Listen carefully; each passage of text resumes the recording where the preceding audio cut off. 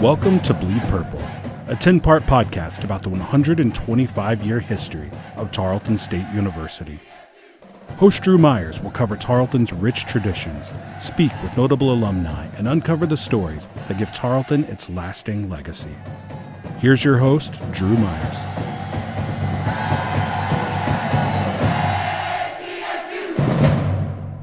Welcome to the Bleed Purple podcast. This is Janice Horak sitting in for podcast host extraordinaire Drew Myers.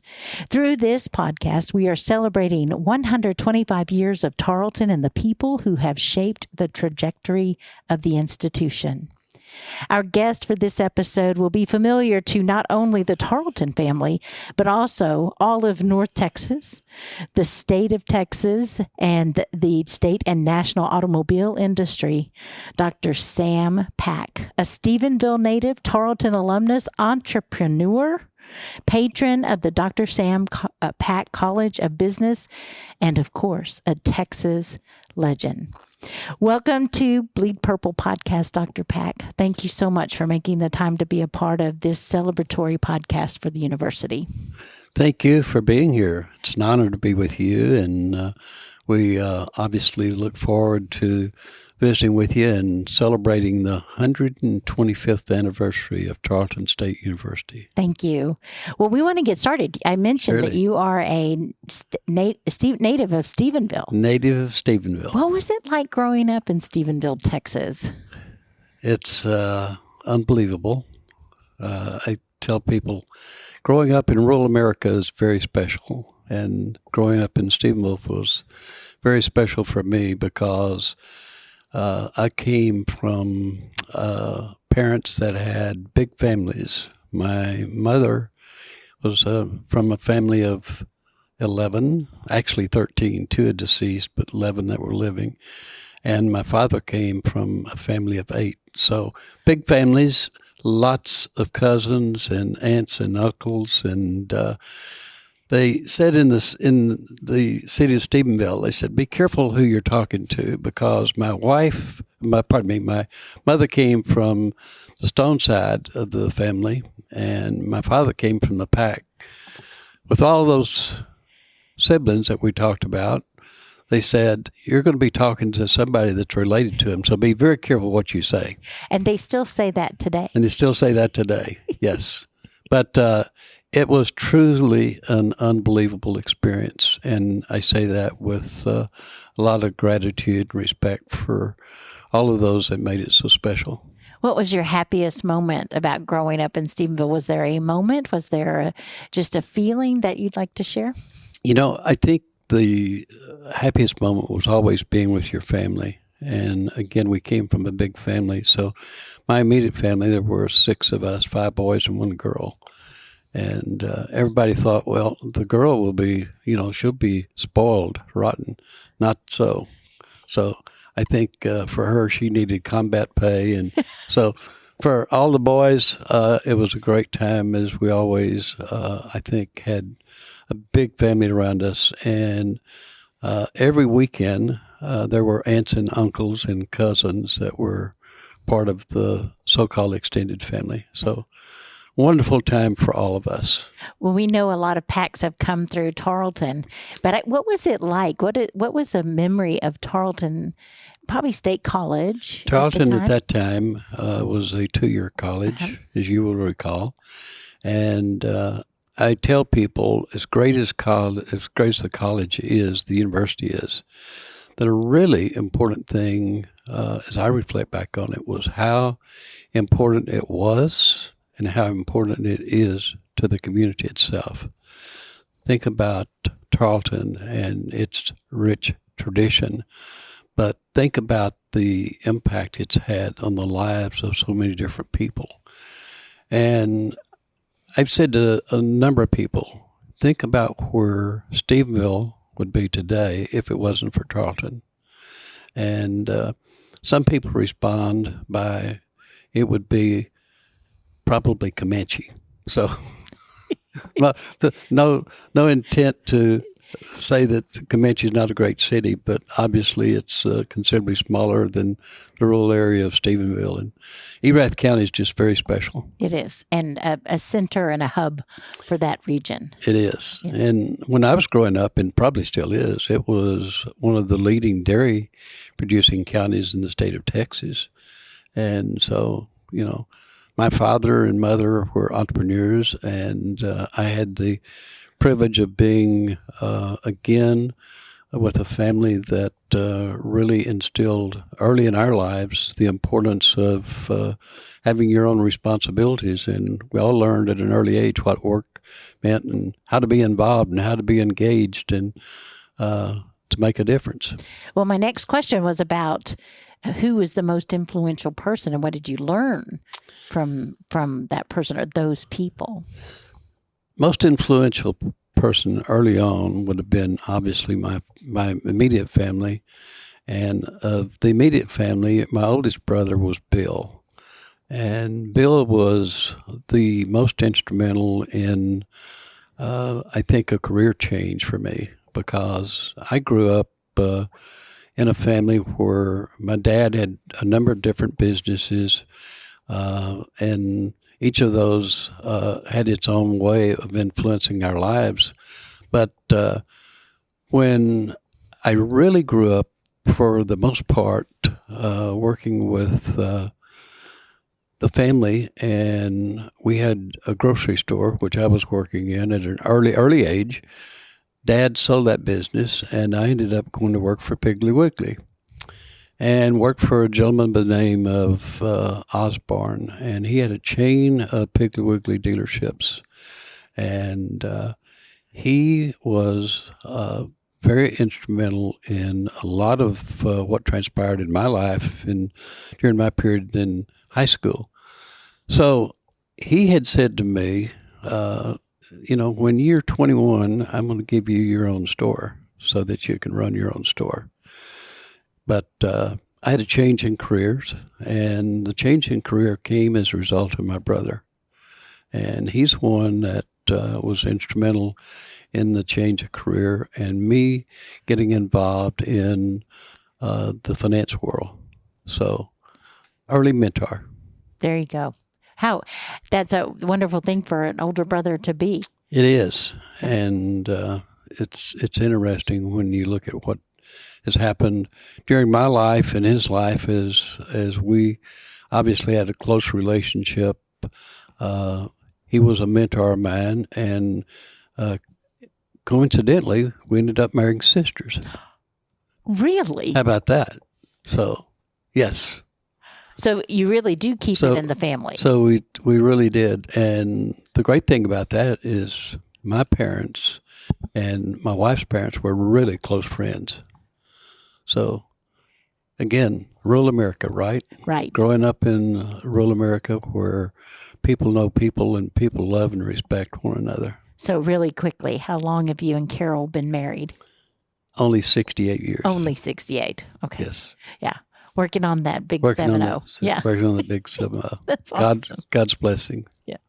So what are you really are very successful in business and in leadership, and you exemplify those areas so much. But what are some of your successful habits? What do you do on a regular basis that you feel like help you be successful? I think one of the things that's really been most important throughout my life has been relationships, working together. And my success comes from a high priority of really coming from working relationships, working together. And one of the words that you probably don't hear as often as we should is love. So I have a love for what I do. I am so fortunate to be in a business that is very challenging but very rewarding, and an opportunity to influence a lot of different lives. My business acumen is such that I am very involved, still work 6 days a week, and we have a lot of really great people that I get the privilege of working with every day. And I think many of our team would say to you that our relationship is much like a family. So it's an extended family for us. And our success comes from respecting those individuals, mentoring those individuals, and allowing them to be in a position where they too can have their, if you will, their families involved. We are fortunate because throughout our 45 years in the automotive retail business, we have a number of families where it's been a father, a son, mother, 3 different generations that have worked for us. And so this comes back again to the word relationships, and you're going to hear that word from me more than you would hear probably any other word today because it's so important. But our success comes from, I think, respecting the individuals and, communicating what our responsibilities are. We certainly have a great, if you look at our business model, it's a great business model because it's actually a number of different business models within one. Think about it. New vehicle sales, pre-owned vehicle sales, parts business, service business, collision business, finance business, and many ways it's a lot of different types of businesses dealing with different type personalities, and we have responsibilities, and our responsibilities are to deliver an exceptional experience for our consumers. And in doing so, we want to make sure that we are surrounding ourselves with the best people in the industry, and we've been able to do that. So our leadership is such that we are involved, we delegate, we have a lot of different ways of monitoring performance, and one of the things that might surprise you is we today use a red, yellow, green matrix for performance, and it's an easy way and a quick way for our people to, again, understand where we need to be, quote, spending our time, where we're focusing on our priorities, where we have our strengths and where we have our weaknesses. But we're engaged, and we're engaged with our team. We have 1,023 employees in our Texas operations. We own 6 dealerships in Texas, all in the Dallas-Fort Worth metro, and we co-own 6 in Tulsa, Oklahoma.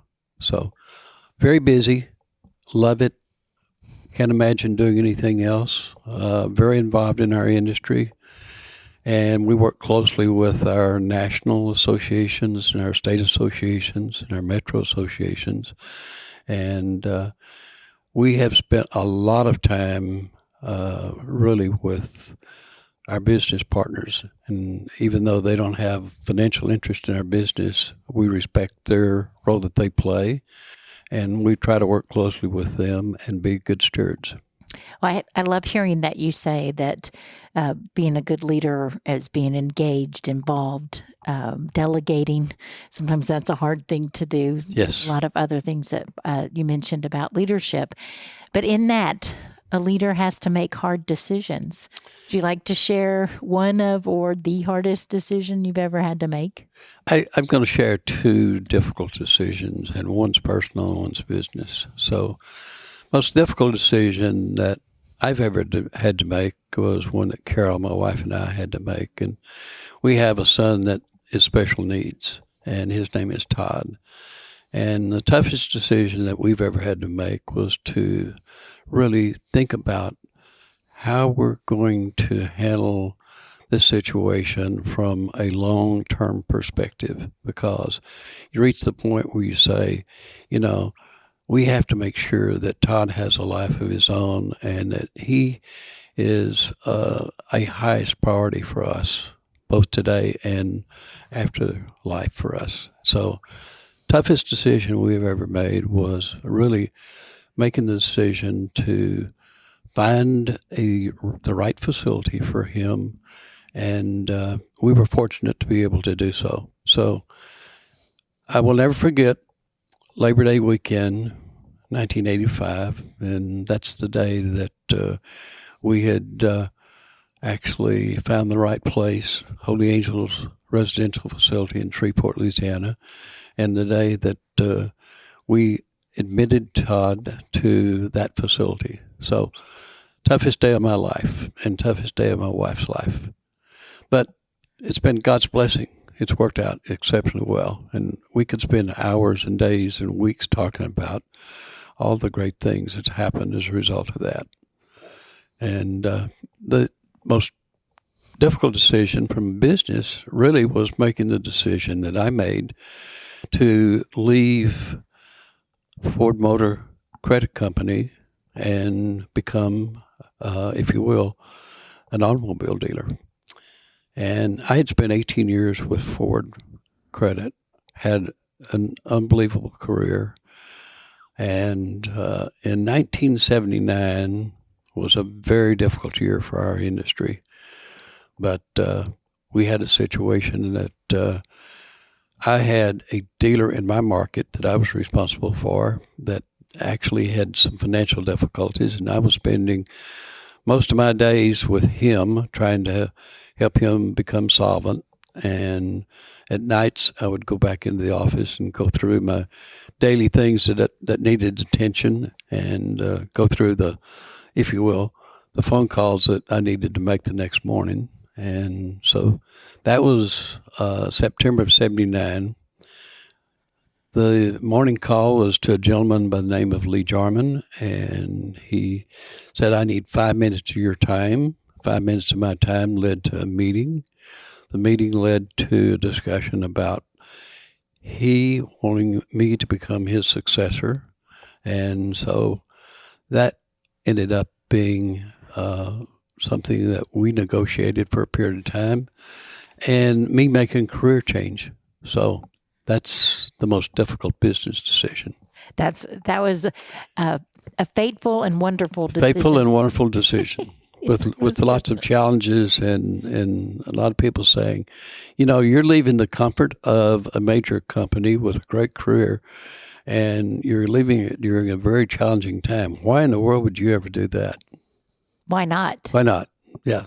So, but it really, one of the reasons was, again, back to Todd, it was because we wanted to make sure that we were in an environment where we were always going to be close to Holy Angels. And in that particular time, we didn't know where Holy Angels really was, but knowing that we wanted to be in Texas. Right. Awesome. What would you do differently if you had to start all over again? Is there anything? Great question. I'm asked frequently, and I tell people I wouldn't do anything differently. Really, I mean, you look at all of the things that's happened in life, and you think about how blessed you are. And as we just suggested a moment ago, so blessed to have been married to Carol, the love of my life, for 68 years. So a lot of stability in my life, and spent again, a great career with Ford Credit for 18 years. Been in the retail world for 45. We have a very successful business, and we have a great business team that we have the privilege and pleasure working with. So when I look at the stability in our life, and I think about how fortunate we've been, and all of the different, if you will, different things that have happened where we are in a position to also make a difference in the lives of those that we touch, then I look back and say, I've been blessed. So, what advice would you give a young Tarleton student who's starting college, looking at having a major in business, and what would you tell them to and then moving forward, what would you give? What advice would you give them on becoming a business person? First advice I would give them would be that you're gonna laugh at what I'm going to tell you, but this comes from a friend of mine from years ago, and he said that he told the people he hired, when you come to work, you should be on the B shift. What's the B shift? Be here when we open, be here when we close. So, that really, there's a lot of truth to that. To our young people, you're going to get out of anything what you put into it. So what you put into it is extremely important. And I think it's important that you understand the opportunities that you have. Today's world is a very interesting world, and I think it provides a lot of opportunities. It provides opportunities for the young people if they want to be entrepreneurs. It provides opportunities if they want to pursue, a corporate environment, or if they want to, be involved in a small business. So the opportunities are there. What they do with them is up to them. And I think the lessons in life are, you follow the golden rule. You always do the things that are right. So, that's where it starts. So for many of us, I think we think about what happens throughout a career. And one of the things that I would encourage them to do is look at their life through the journey of life and how fortunate they are through each chapter of that journey. And mentors become extremely important. I would love to share with them stories about some of the mentors that I've had through my life. And many of those mentors, many of them you don't know until later in life and what impact they've had. So I would tell you there are so many things that can be learned from the lessons, but they're going to learn that their parents were a lot smarter than they thought they were. They're going to learn that their grandparents were a lot more important and smarter than they thought they were. And to me, Tarleton is a very special place, and I do believe that it's the premier university in the state of Texas. And I think that anyone that wants to get a great education, that's a great place to consider. We have today, in my opinion, one of the premier universities led by one of the most impressive young CEOs that I've met. And I will tell you, I've had the pleasure and the privilege of working with some great CEOs that are really highly respected. So I look at, again, rural America. Rural America is really smart. It's really special. And for our young kids growing up in that environment, it's something they probably don't appreciate today as much as they should. Right. And I think hopefully they're listening to this and that they're taking that, and that we also have opportunities for you to be on campus, to be able to visit with them. I know they really appreciate you, especially in the Dr. Sam Pat College of Business. What are your core values? Can you put those into some words? So our core values for us are, I think, goes back to the relationships that we talked about earlier, and how we go about, respecting those relationships. So for us, it comes back to the core values of the relationships that we have. I think we also have responsibilities to I come back to our people. I think it all starts with your team, how you handle the responsibilities with the team that you have that's representing you in the community. And I say the community because our involvement in the community is extremely important, and we have an opportunity to make a difference in the lives of those, not just that we serve, but those that are, if you will, much less fortunate than we are. So our core values, I think, are built around relationships that we have.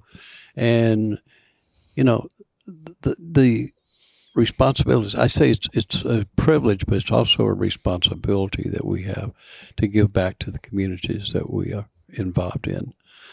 Young people, I think we have a responsibility to really try to make sure that we are supporting our young people. When you think about charities, you think about different types of charities, and we spend a lot of time working with our employees on the things that are important to us in our communities and hopefully important to them. And so it's giving of your time and your talent and your treasures to those as well. Very well said. Thank you for that. I love that. So on the other side of things, what do you do for fun? Fun is really this is an interesting question with a lot of different answers, because I think fun for me is still coming to work. It's still being involved. It's still being engaged. It's still expanding the horizon from the standpoint of the changes that we're all dealing with. So it's still fun for me to, I think, deal with some of the challenges that we face, which sounds a little bit crazy when you say it's fun, but it's challenging. But the fun part of it is for us, I love spectator sports, especially football, college basketball, watching golf. And the people that would know you would tell you that my greatest passion for, I guess, things that are related to our business, but hobbies would be, I am a car collector. So an annual event for me and my family and some of our friends is Pebble Beach. And we get a chance to go out every August. And there are a number of auctions that take place that week. So we spend, I typically go out on a Thursday and come back on a Tuesday. So those are special days for us with our family. And then the other fun things are just the things that we're able to do with our family and our employees. So it's an interesting business that we're in, because, as I shared with you earlier, we get a chance to be involved in lots of different things, and a lot of those are fun things as well. Very good. So I know you've heard the phrase Bleed Purple. This is the Bleed Purple podcast. It's about what makes the university tick and Yes. the blood Yes. flow through the university from generation to generation. But what does Bleed Purple mean to you? Bleed Purple to me means, I think Bleed Purple and I think about DNA and the spirit.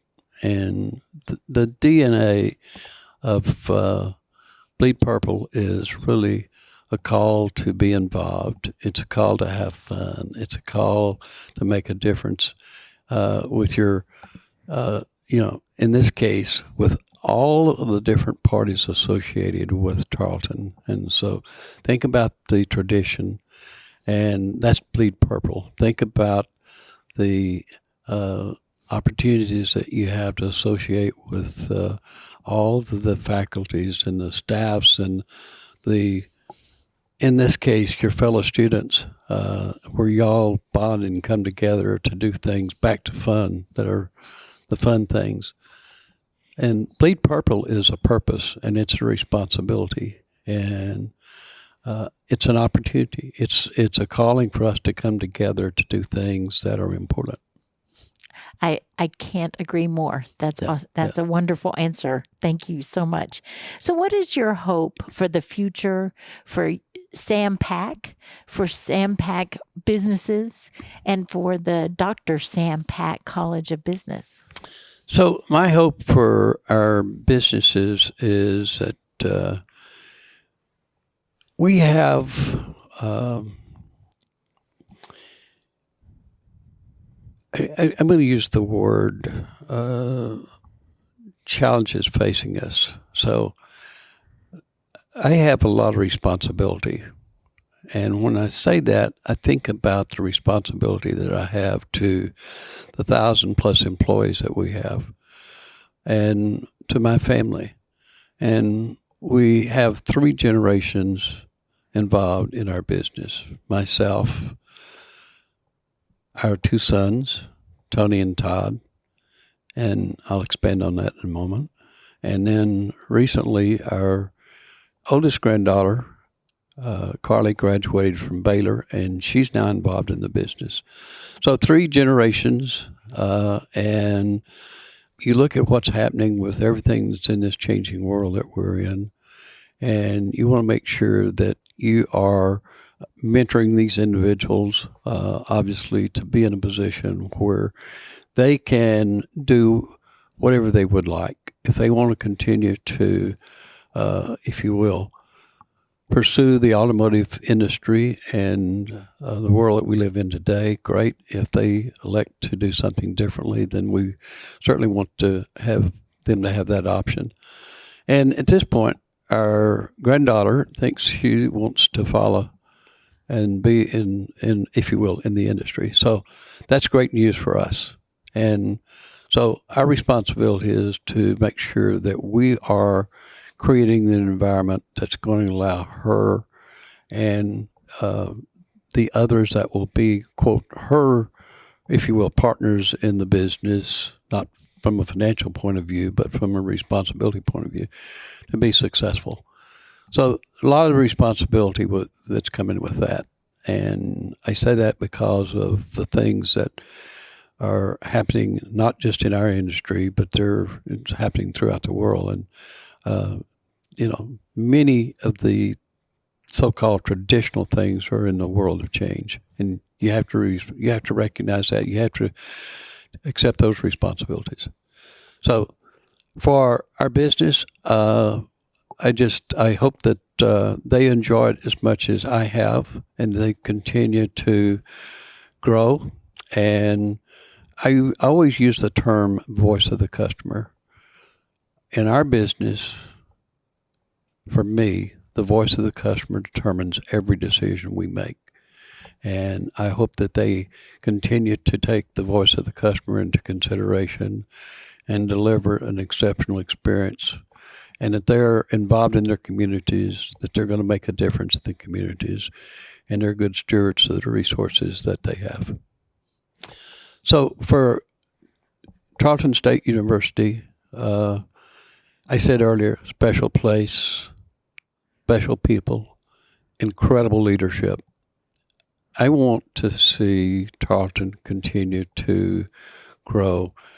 And today, I think we view it as one of the premier conservative universities in the nation.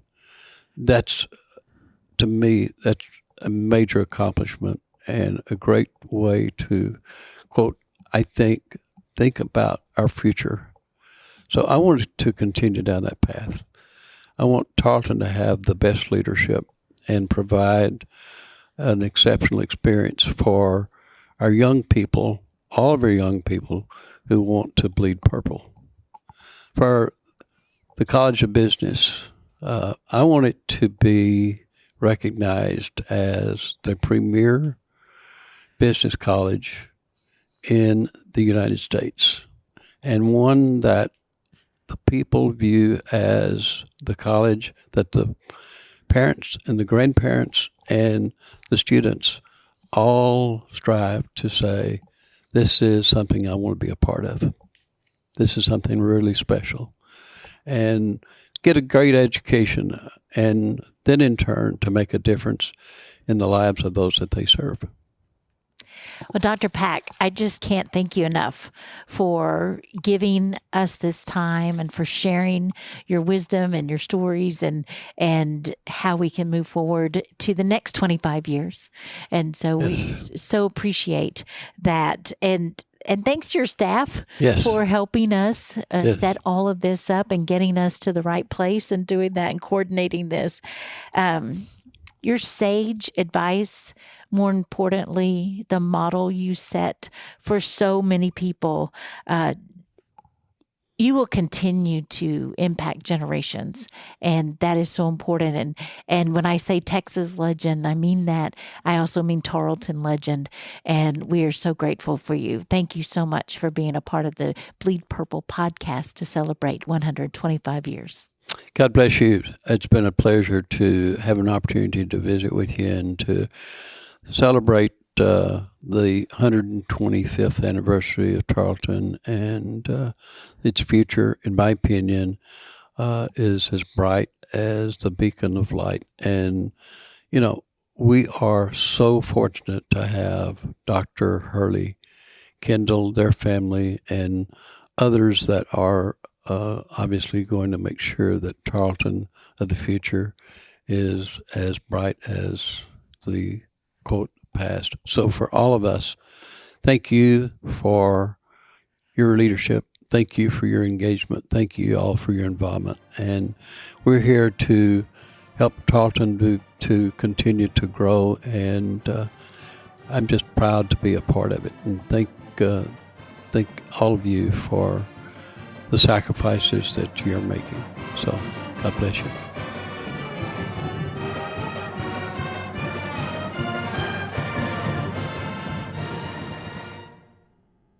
Are you ready to take control of your financial future? Doug McLemore is the founder of McLemore Financial Group and a proud Tarleton graduate and supporter.